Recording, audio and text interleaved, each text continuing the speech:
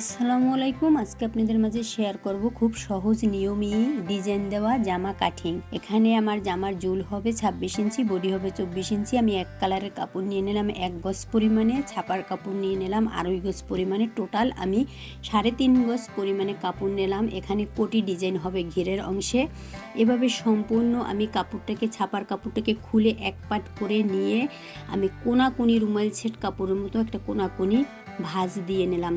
এভাবে বন্ধ সাইড আমার পাশে রেখে খোলা সাইড আমার সামনের দিকে রেখে এভাবে আমি মাজার যে মাপ আছে তার 4 ভাগের সঙ্গে 1 ভাগ করে 1/2 ইঞ্চি বেশি নিয়ে এভাবে মার্কিং করে নিয়ে আমি তার উপরে ছাপার কাপড়ের উপরে এক কালারের কাপড়টা বসিয়ে দুইটা কাপড় একসাথেই কাটিং করব। সম্পূর্ণ দুইটা কাপড়ে সেট করে বসিয়ে নিয়ে হাত দিয়ে সমান করে নিয়ে এভাবে ইঞ্চি টিপ ধরে আমি মাজার ওখান থেকে মার্কিং করে নিলাম। মাজার ওখান থেকে আমি ইঞ্চি টিপ ধরে 17 সঙ্গে 1/2 ইঞ্চি সেলার জন্য উপরে 1/2 ইঞ্চি সেলার জন্য নিচে রেখে এভাবে 17 সঙ্গে 18 ইঞ্চিতে এভাবে মার্কিং করে নিলাম। আমি টপ সেটের অংশ পরে কাটিং করব বা সম্পূর্ণ এভাবে রাউন্ড শেপ মিলিয়ে নিলাম। মার্কিং অনুযায়ী আমরা এভাবে কাটিং করে নেব বা সম্পূর্ণ আমি কাটিং করে নিলাম। সাইড থেকে একটু সমান করে নিলাম বাঁকা কাপড়টাকে। এভাবে এটা আমার সামনের পার্ট এবং পিছনের পার্ট।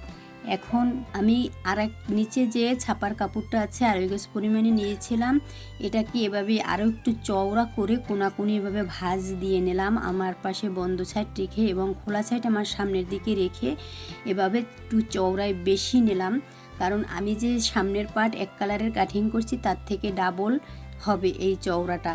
বাস এভাবে আমি সম্পূর্ণ 2 ভাঁজে ভাঁজ দিয়ে নিয়ে আমি এক কালারের কাপড়টা ছাপার কাপড়ের উপরে এভাবে সেট করে বসিয়ে নিলাম এবং মাজার ওখান থেকে ইঞ্চি টিপ ধরে দেখে নিলাম যে ডাবল কাপড় আমি ঘেরে নিয়েছি কিনা।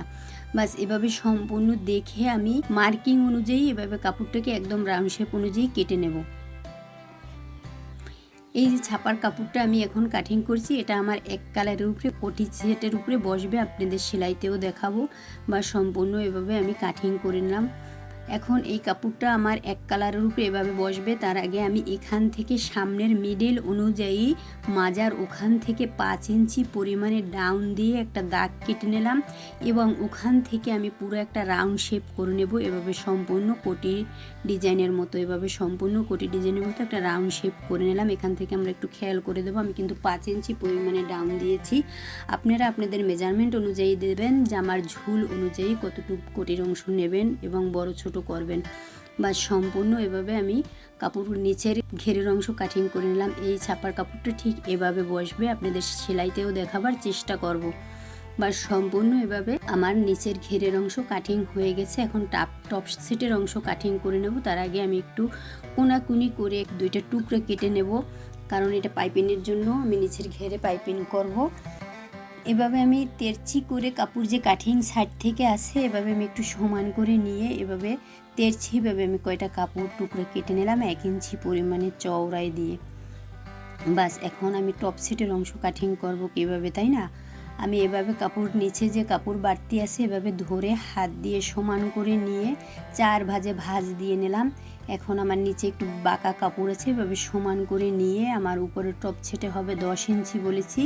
এভাবে আমি ইঞ্চি টিপ ধরে 10 ইঞ্চির সঙ্গে 1/2 ইঞ্চি উপরে সেলার জন্য, নিচে সেলার জন্য 1/2 ইঞ্চি, এভাবে 11 ইঞ্চিতে কাপড়টাকে সমান করে কেটে নিলাম। এখন আমি এভাবে হাত দিয়ে সমান করে নিয়ে কাঁধের ওখান থেকে 4 ইঞ্চি চওড়ায় এবং আরমোহরের ওখানে 4 ইঞ্চি ডাউন দিয়ে এভাবে সম্পূর্ণ ফিতের সাহায্যে রাউন্ড শেপ মিলিয়ে নিলাম। বাস বডির 4 ভাগের 1 ভাগের সঙ্গে 1 ইঞ্চি বেশি নিয়ে সম্পূর্ণ আমি মার্কিং করে নিয়ে এভাবে মার্কিং অনুযায়ী কাটিং করে নিলাম। গলার ওখান থেকে আমি 1.5 ইঞ্চি পরিমাণে চওড়ায় নিলাম। বাস আমার টপ সেটের অংশ কাটিং হয়ে গেছে। এখন আমি এক কালারের দিয়ে হাতা তৈরি করব। আমি একবারে হাতা কাটিং করে নেব। 5 ইঞ্চি ঝুলে দিয়ে 1/2 ইঞ্চি সেলার জন্য নিচে বেশি রেখে উপরে 1/2 ইঞ্চি নিয়ে এভাবে সম্পূর্ণ হাতার অংশ কাটিং করে নিলাম। এটাও আমার ফোরিং হাতা হবে, আপনাদের সেলাইতে দেখাবো। আজকে এই পর্যন্তই। আমার ভিডিওটা যদি আপনাদের ভালো লেগে থাকে তাহলে লাইক, কমেন্ট, শেয়ার ও সাবস্ক্রাইব করে আমার পাশে থাকবেন। আজকে এই পর্যন্তই। আল্লাহ হাফেজ।